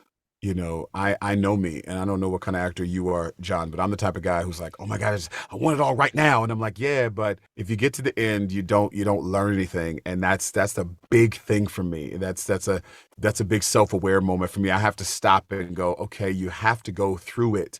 So when you get to the end, you can appreciate it. I wish I could have told my younger self that when I was going through Aladdin, I was so enthralled with being Genie and all the things that was happening. It was like that actor moment you've been waiting for your whole life that I didn't sit back. I didn't sit back and enjoy it until the last year of the show. And I was on the journey for 6 years from readings to the show. And here we are in 2017. And I'm like, oh, I'm enjoying it. I was like, God, I wish I would have really sat back and like really enjoyed what we were doing at the time.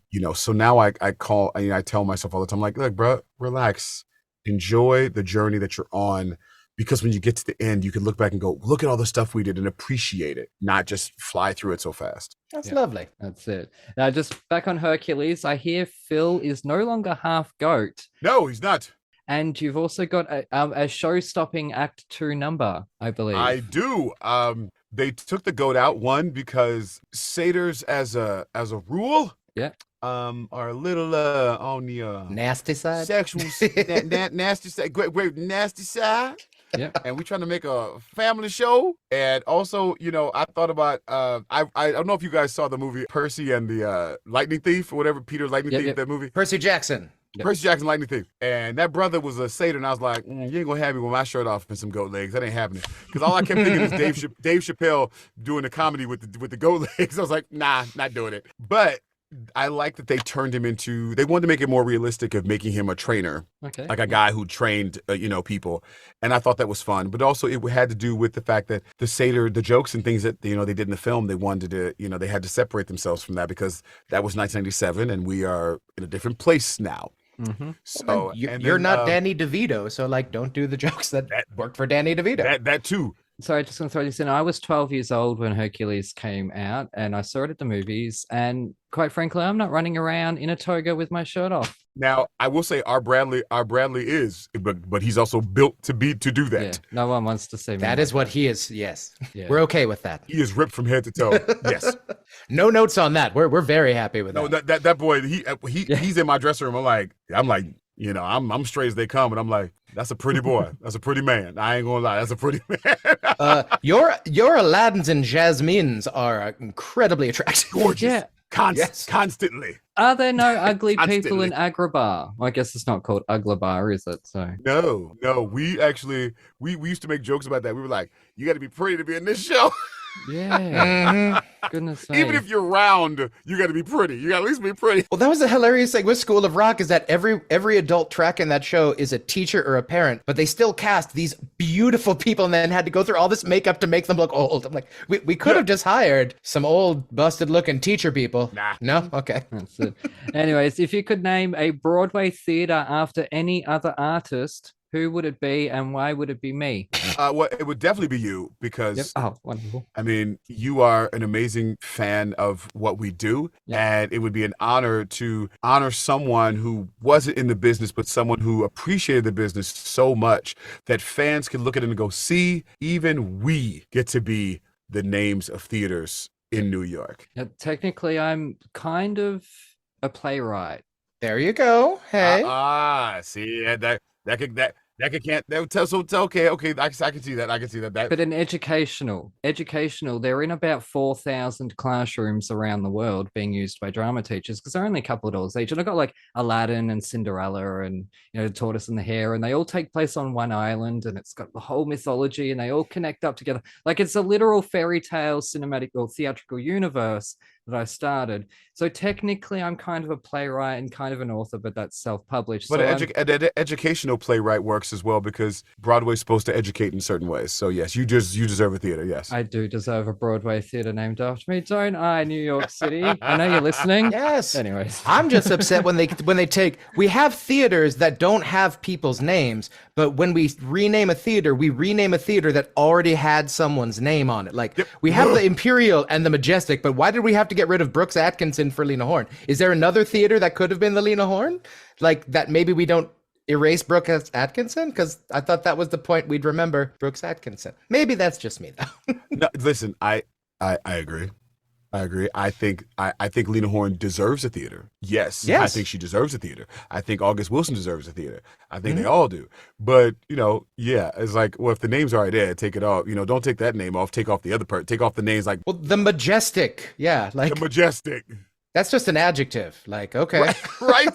But it's also royal. It's Commonwealth Majestic. Like it speaks of royalty. But the Schubert Theater ain't never going away because that's the Schubert family. That's never Yep, going away. we have the Nederlander as well. Although there's a Nederlander Chicago and a Nederlander New York, which has messed me up so many times. That's true. That's very true. But I am looking forward to, looking at the Lena Horne Theater and being like, wow, because of what she did. But I do get it. That makes sense. I can see both sides. Why not rename the palace to the Judy Garland? She played at the palace. Yes. Come on, Judy Garland deserves. I'm surprised. theater. I'm surprised Judy Garland doesn't have a theater. Oh, Or we could do the thing we do with stadiums to make it like the Judy Garland stage at the Palace Theater or something like Yeah, that. right. Yes. The Madonna stage door that we built at the Jacobs. I'm pretty sure Andre DeShields is gonna get one if he passes away. Because He is never going to pass away. That man is going to outlive that's us true. all. He's gonna live forever. He's like right. He has cracked the Methuselah code. He has done it.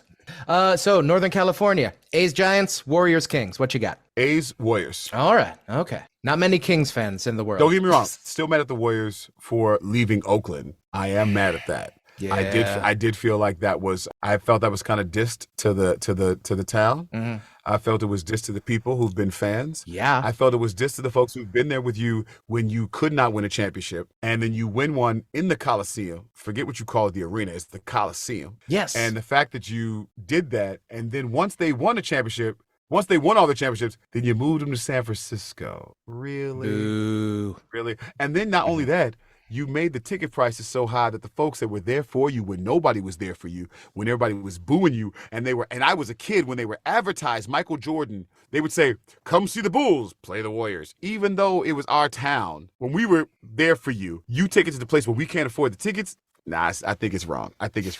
See, I'm a Kings fan, so for 40 years of my life, we've just been like, watch this other team come play the Kings, huh? Mm. And here's my problem. Like, if the Kings win a championship, someone's going to want to move them. I'm like, no, stay where you are. They tried that. They tried to move us to Seattle a few years ago, but Kevin Johnson, who was our mayor at the time, said no. Yeah, listen, I'm like, KJ had our back. it's like, no, we don't need Seattle. They had the Supersonics and they went away.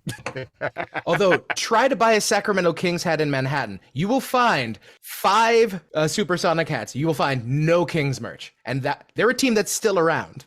Yes, that's the thing. It's because I forgot homeboy's name. Oh, Kemp. Sean Kemp was a Supersonic. And so because he was a Supersonic, his jersey's still up. They still have also- a Supersonic Kevin Durant jersey. Now, what's the funniest or cringiest time you embarrassed yourself in front of someone super duper famous? Funniest or cringiest? We do prefer cringiest. In front of someone super duper famous. I don't think I've ever. I think I've always been pretty cool in front of famous people. Really? I've always embarrassed myself in front of like regular people. Yep. I love Whoopi Goldberg, and she's an idol of mine. And she came backstage during Aladdin. I'll give you a cringy one. This is a heartfelt one. She came backstage during Aladdin, and as I walked up to her, I listened to her show on albums when she was on Broadway. Mhm. I loved her in films, but her stand-up, her one-woman shows were just meant the world to me. She's also Guinan in Star Trek Next Generation. I'm a Trek. I mean, I'm a big Trek fan. And I get backstage, and she's on her hands and knees bowing to me. When she came up, I think she thought I was going to be laughing, and I was bawling, absolutely bawling. And she's like, "Are you okay, honey?" And I'm like, "You don't understand. A one-act play in college was of Fontaine, one of your characters. I played Fontaine. I auditioned my butt off just to play it. And the fact that you're here and you're saying that I'm good, I couldn't take it." Now, cringy, I would say, would be I'm on stage in Hamilton, and everybody named Mama knows Hamilton. And there's famous people out there. And I literally go so blank during, so it's like, "I'm taking this horse by the reins, making red horse ready with blood stains." And I got up there, I said, "I'm just absolute no words, just gibberish, and it's on a click, so it doesn't stop." I finally found my words, but to know that people were out there going, does that brother not know the words to the song? Yeah, that was the most cringe. I was like, well, this is terrible. Good to know. And they were famous people and they would act like, "Oh, you did okay. You did." Oh, I got one. I auditioned for Sister Act, the musical. And I'm at the final callback, so I have a cold. And I sang in front of Alan Menken. I tried to go for the high note for Sweaty Eddie. And I cracked so bad. And it was so bad that Alan said, "Oh, well, maybe we could put that in the show." Yeah. I don't get the role. I get Genie. And I walk over to Alan and I tell him the story. He goes, "You did that?" And Michael Kazarian, his musical director, goes, "Wait a minute," goes into his phone. I did not realize that Kaz takes notes for every audition he has ever been a part of. Goes through his electronic Rolodex and goes back to 2 years in a folder, finds my name and goes, "Sister Act, James Iglehart. Oh yeah, it says good singer, bad last note." The man had it written down. That's a pro. That is a professional right there. So if you have ever auditioned for Michael Kazarian, he's got the notes to your audition. I fell out laughing. I was like, huh? I was like, I'm so glad I did well in Aladdin, or he would have thought I was terrible. But boy, that was the most cringy because Alan had to save me. And he was like, "I didn't remember that." A fun question. When was the last time you jumped in puddles for fun? Never. And let me explain why. Oh my God, James. I know. I am such a prissy man. Anybody who knows me knows I'm a prissy man. I wasn't the kid that played in dirt. Fun story. 2 stories very quickly. I was a kid and everybody was playing in sand and it rained. And all the kids were making sandcastles. And I was like, "I can't do that. I'll get that on my corduroys." And the boys teased me for a whole semester. Then flash forward to college. I'm driving and I drive up to class and I'm in a parking lot and I open my door and I look down and there is a puddle of water with a little bit of mud. I close the door, back up the car and get into a different parking space, not realizing that one of my favorite teachers, my mentor, saw me. And she said, "You know, I watched that whole situation." I said, "What situation?" She goes, "You looked out You looked at the puddle. You looked around to see if anybody was looking. You backed up your car and parked in a completely different spot. I am so bad. Guys, my wife teases me. Her favorite thing to do is like throw dirt on me and like watch me freak out. Oh, that's not good. No. Oh no, God. it's hilarious.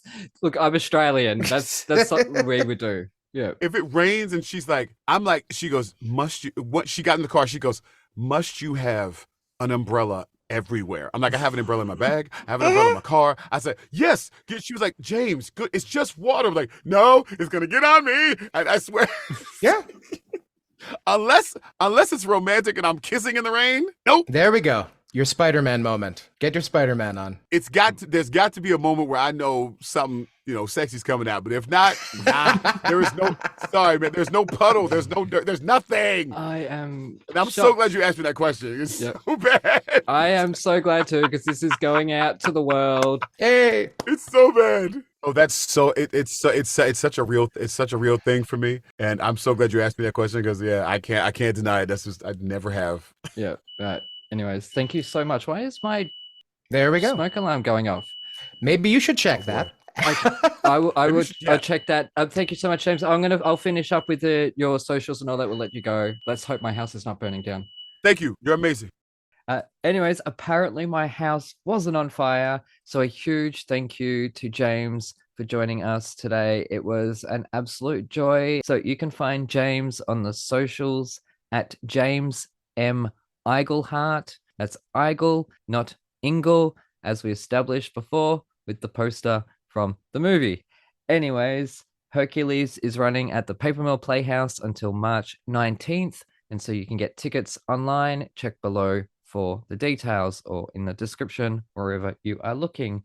And from ancient Greece, James is going to medieval England to star in Spamalot at the Kennedy Center in May. So have a look online for ticket details there. Also, James will be on a new show on Disney called KIFF, Kiff. So check that out. Now, you can find us at Thrash and Treasure or at Thrash and Treasure Podcast, whatever. Look up, whatever. I don't know. I don't care. If you want to leave us a review, leave us a review. That'll be cool. You can find Jonathan at Mr. JWags or on YouTube at The Dohyo. It's DOHYO. Also check below for the details.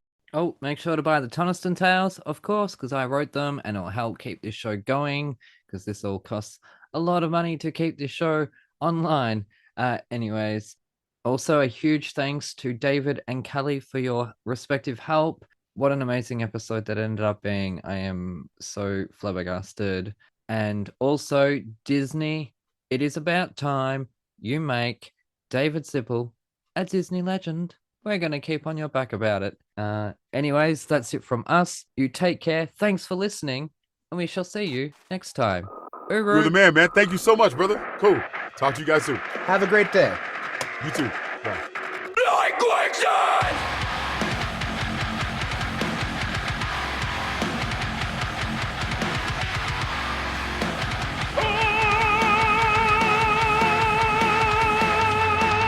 Band besides Babes, Bullets, and Bell Bottoms in the Blaxploitation Bonanza, Death Force, otherwise known as Fighting Mad, before blooming into one of Broadway's.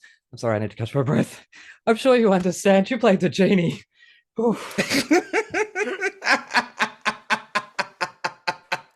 was amazing. Okay. You were not expecting this level, were you? That was amazing. As someone who's a part of Freestyle Love Supreme, and I have been around some serious wordsmiths from Lin-Manuel Miranda all the way to my boy Daniel Watts, who's a poet. That was incredible. That was absolutely fantastic, Aaron. I'm usually better at it, but I've been practicing for the past hour. Just so I cannot screw this. Of all the intros, I cannot screw up this one. No, please, that was fantastic. Screw this one up. That was so good. You're doing so good, Aaron. Okay, thank you. But anyways, I'm gonna go back from